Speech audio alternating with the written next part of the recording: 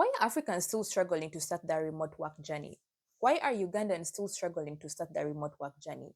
I've been thinking about this question a lot recently. It all came down from people reaching out to me in my DMs, from my TikTok to my LinkedIn. Every day, I literally receive messages from people across Africa, Kenyans, Nigerians, Ugandans, my own countrymates, because I'm from Uganda, who want to get into the remote work space, but and it all comes down to some have completed VA courses, some don't know what to do, some don't know how to get the clients, some are literally just confused of, okay, now I have the skills from the training that I have just completed, but what is next for me? How do I go about it? What should I do?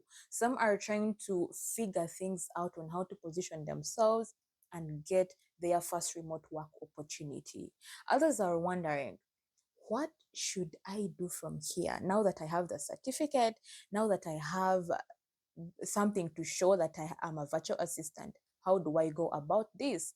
And after reading so many messages of these from my DMs, I started noticing something that is very common, that is common among those messages. A lot of people reach the end of a course and expect the next step to reveal itself.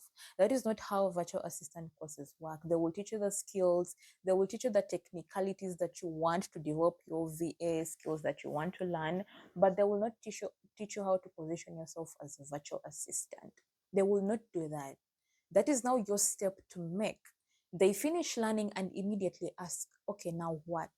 Where do I get clients? Can you mentor me? And I'm like, okay, you have learned your virtual assistant skills. Out of the skills you have learned, what do you want to offer? What services do you want to offer the clients you want to work with? Can you tell me exactly what you want to do for them? They can't even answer that basic, simple question. And honestly, I think I understand why, because as someone who has been there, I kind of understand why they might be not knowing, even if they've taken that virtual assistant course. Remote work can feel overwhelming, guys. When you're starting out, it is so overwhelming.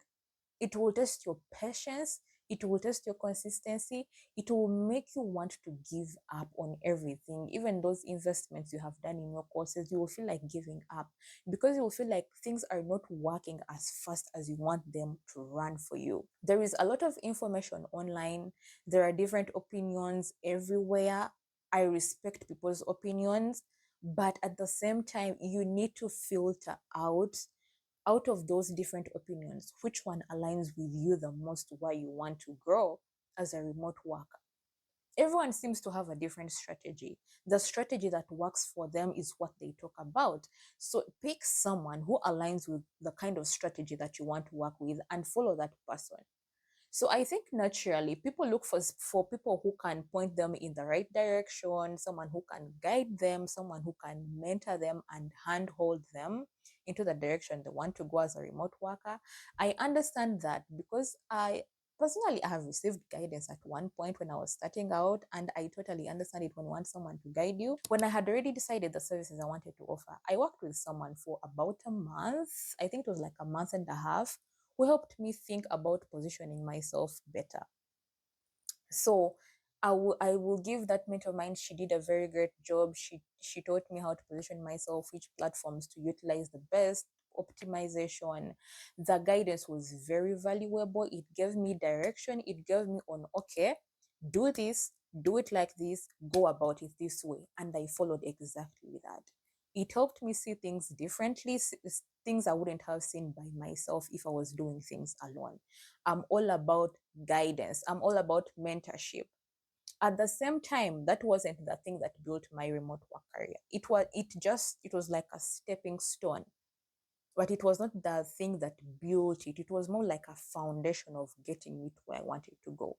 The things that changed my journey were the things that nobody could do for me, honestly. There were just things that I could do for myself because it is only me who knew what I wanted, who knew the end goal I wanted, who knew the best things that I wanted for myself and the life I wanted for myself. My remote work journey started when I was still at campus. I was still, I think, in second year, coming to my third year. A friend of mine introduced me. He knew this lady who was a virtual assistant. She was making good money from it, and she didn't even want an office job. She was very comfortable with the money she was making and as a virtual assistant. And I was like, this is something that I can do.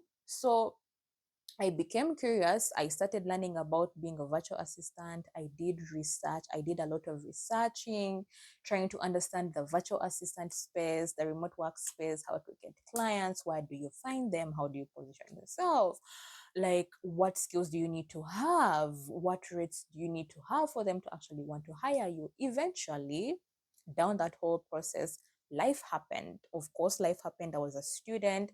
I got an internship job. So I ended up focusing on that internship job for a while. I think it was like an intern for like 3 to 4 months. And then I ended up forgetting about the whole remote work space, the whole being a VA part, the whole process of being a VA. But later on, I came back because once I got a normal 9 to 5 job, I decided I needed side income. So I had to come back to being a virtual assistant. And when I came back, I made a decision. I made a decision of I was going to take this seriously because I needed to make side money. I was tired of begging people for money, even when I had a job.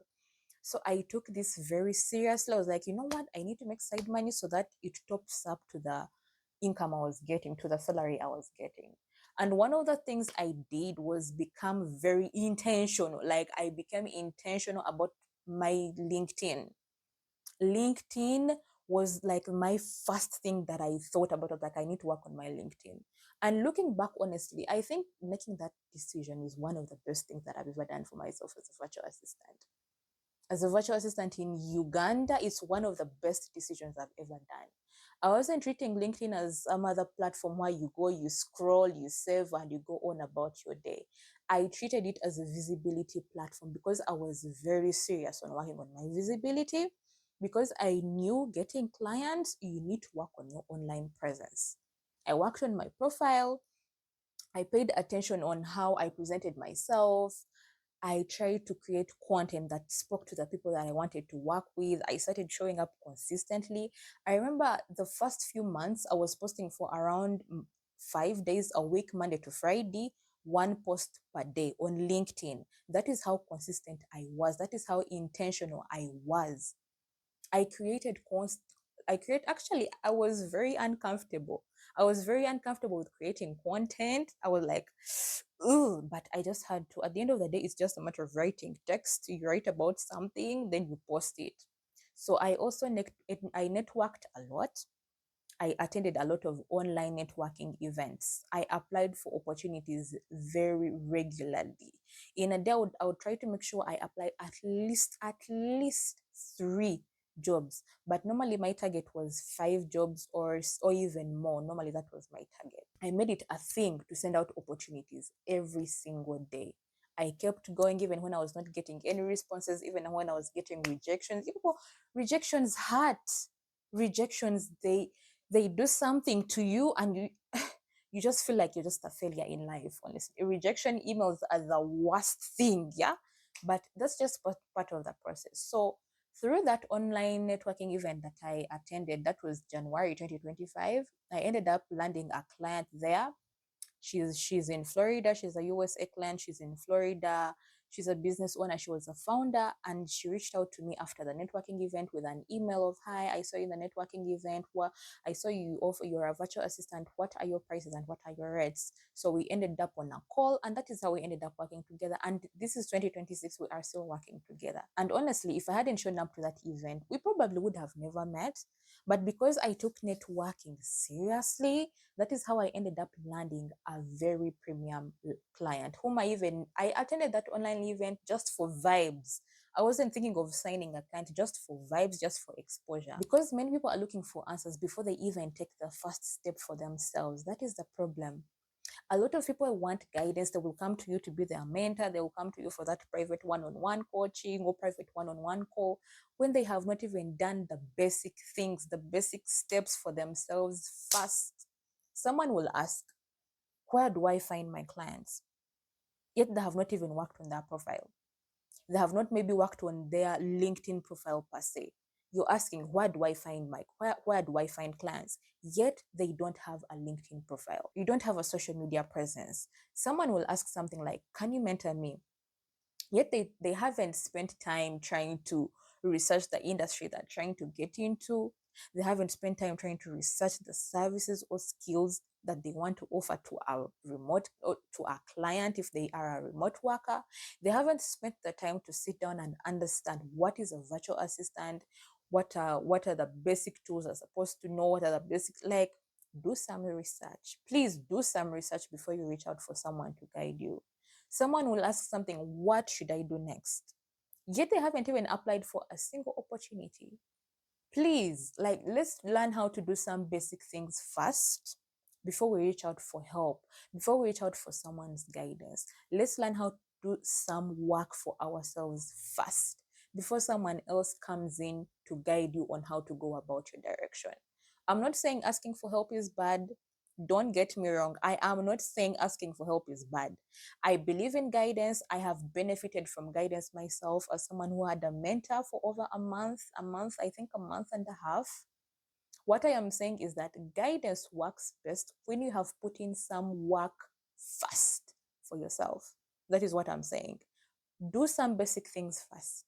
Research. Research first. Know what you want to offer. Know the basic things, the basic tools, the basic services that are out there that VAs do before you reach out to someone to guide you. Because when you come, you know the services you want to offer, you know the clients you want to work with, and you know the transferable skills you have from maybe your office job. You know that it becomes easier for them to guide you. Remote work isn't a get rich quick kind of thing that you are thinking about. It's not a shortcut of making quick money. No, whoever is telling you that is lying to you. And even if you are believing that, then I think you have a problem. Remote work is not a get rich quick scheme, I should say. And it is definitely not something where you wake up in the morning and you think, I will land a client today. No. Remote work, guys, will test your patience. A lot of what helped me was actually doing some boring things that people don't like doing for themselves first. Things like building your profile. Personally, I built my profile. I worked on my LinkedIn. You can choose any other platform that you're comfortable with. Things like improving how I presented myself. I started taking networking seriously. I started applying consistently, daily.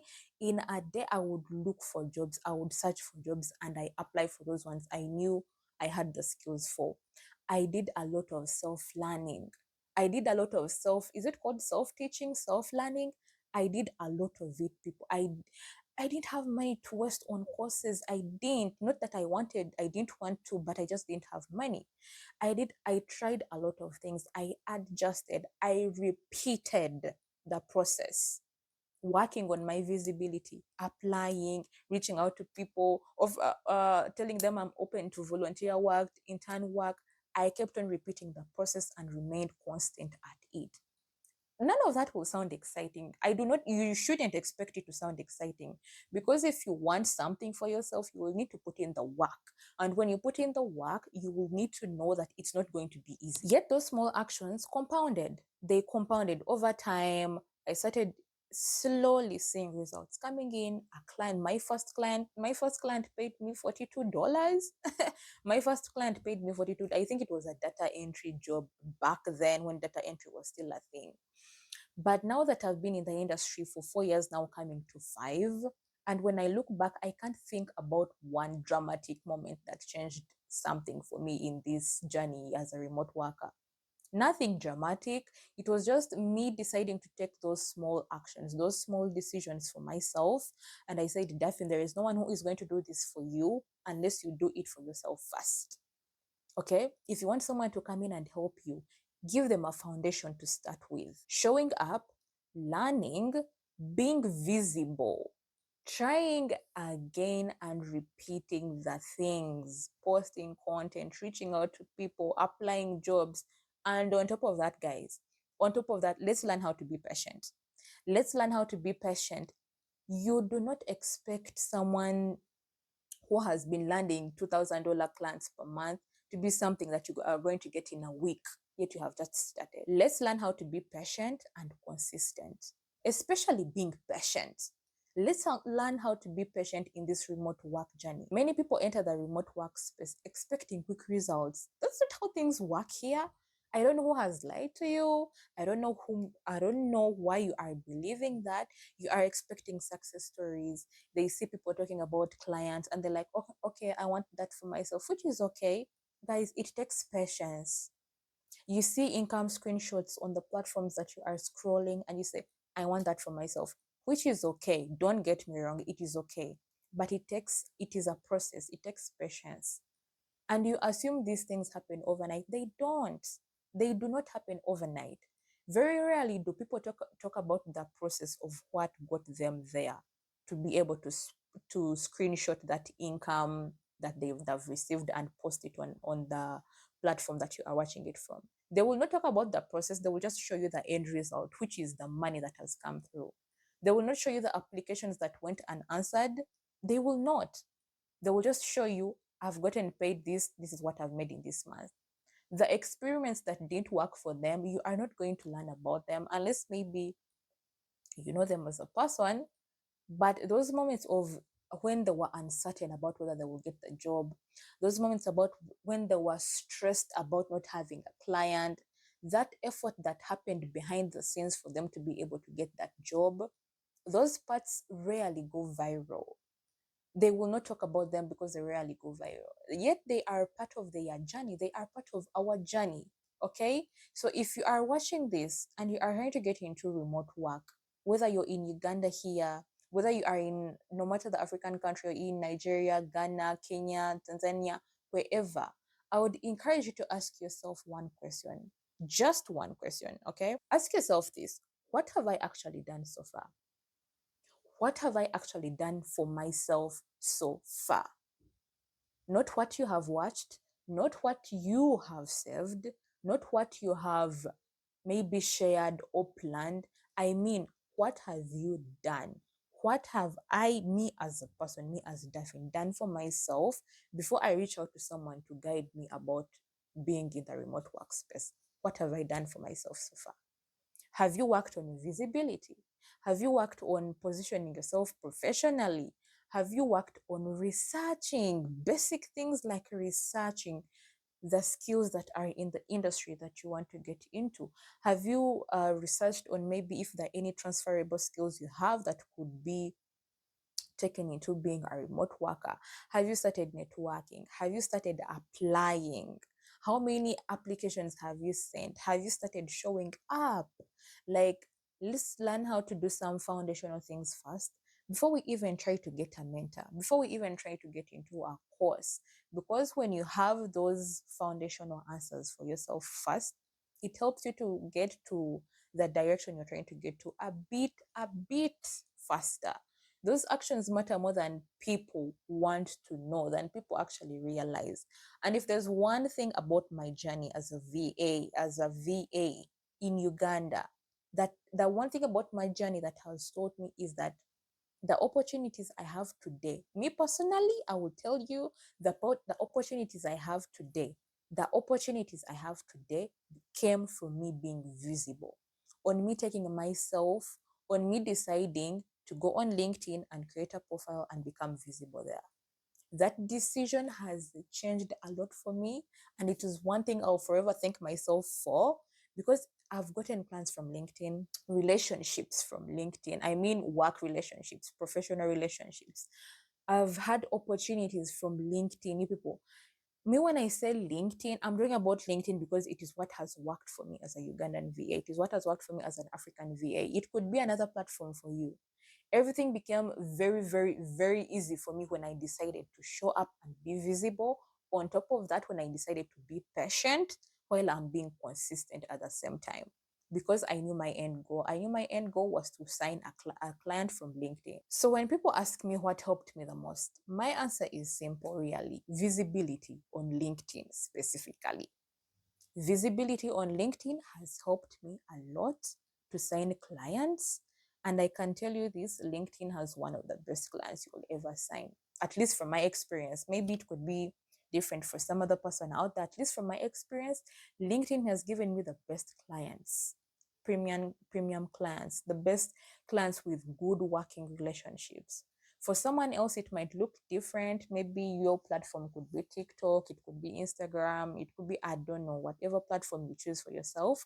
That could be the platform that works for you. So what matters is being intentional. Intentional is what matters about showing up. If you are starting as a remote worker, be very intentional, be patient, and be consistent. Anyway, those are my thoughts, and I would love to hear yours and what maybe I've not talked about, or maybe you disagree with something.